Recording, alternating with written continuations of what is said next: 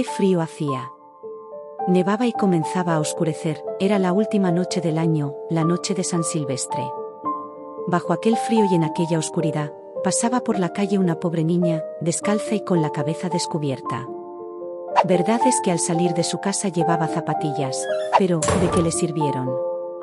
Eran unas zapatillas que su madre había llevado últimamente, y a la pequeña le venían tan grandes, que las perdió al cruzar corriendo la calle para librarse de dos coches que venían a toda velocidad.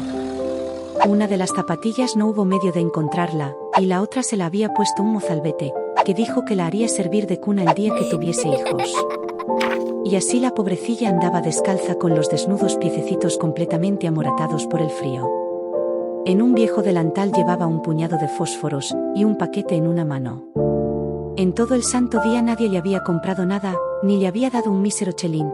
Volvíase a su casa hambrienta y medio helada, y parecía tan abatida, la pobrecilla. Los copos de nieve caían sobre su largo cabello rubio, cuyos hermosos rizos le cubrían el cuello, pero no estaba ella para presumir.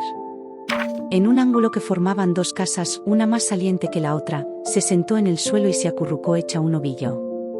Encogía los piececitos todo lo posible, pero el frío la iba invadiendo, y, por otra parte, no se atrevía a volver a casa, pues no había vendido ni un fósforo, ni recogido un triste céntimo. Su padre le pegaría, además de que en casa hacía frío también, solo los cobijaba el tejado, y el viento entraba por todas partes, pese a la paja y los trapos con que habían procurado tapar las rendijas. Tenía las manitas casi ateridas de frío. ¡Ay! Un fósforo la aliviaría seguramente. Si se atreviese a sacar uno solo del manojo, frotarlo contra la pared y calentarse los dedos. Y sacó uno. Como chispeó y como quemaba. Dio una llama clara, cálida, como una lucecita, cuando la resguardó con la mano, una luz maravillosa. Parecióle a la pequeñuela que estaba sentada junto a una gran estufa de hierro, con pies y campana de latón. El fuego ardía magníficamente en su interior y calentaba también. La niña alargó los pies para calentárselos a su vez, pero se extinguió la llama, se esfumó la estufa, y ella se quedó sentada, con el resto de la consumida cerilla en la mano. Encendió otra, que, al arder y proyectar su luz sobre la pared, volvió a esta transparente como si fuese de gasa, y la niña pudo ver el interior de una habitación donde estaba la mesa puesta, cubierta con un blanquísimo mantel y fina porcelana. Un pato asado humeaba deliciosamente, relleno de ciruelas y manzanas.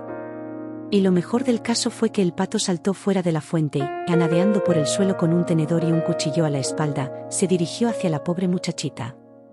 Pero en aquel momento se apagó el fósforo, dejando visible tan solo la gruesa y fría pared. Encendió la niña una tercera cerilla, y se encontró sentada debajo de un hermosísimo árbol de Navidad. Era aún más alto y más bonito que el que viera la última Nochebuena, a través de la puerta de cristales, en casa del rico comerciante.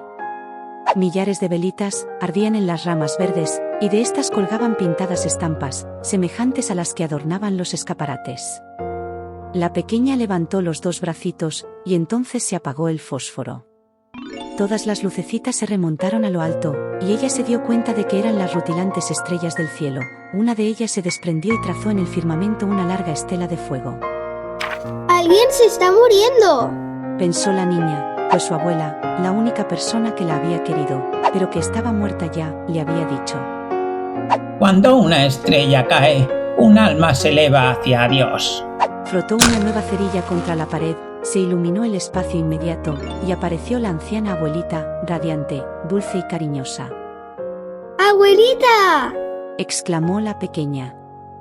¡Llévame contigo! Sé que te irás también cuando se apague el fósforo.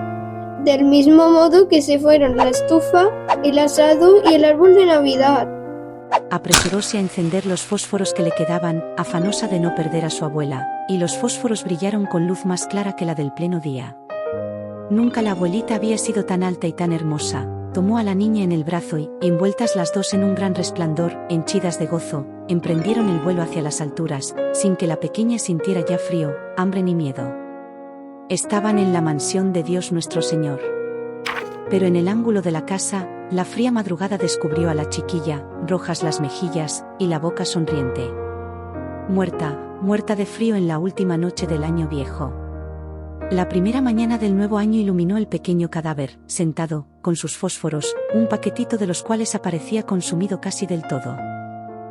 Quiso calentarse. Quiso calentarse. Dijo la gente. Pero nadie supo las maravillas que había visto, ni el esplendor con que, en compañía de su anciana abuelita, había subido a la gloria del año nuevo. Y colorín coloralo, este cuento ya acabalo.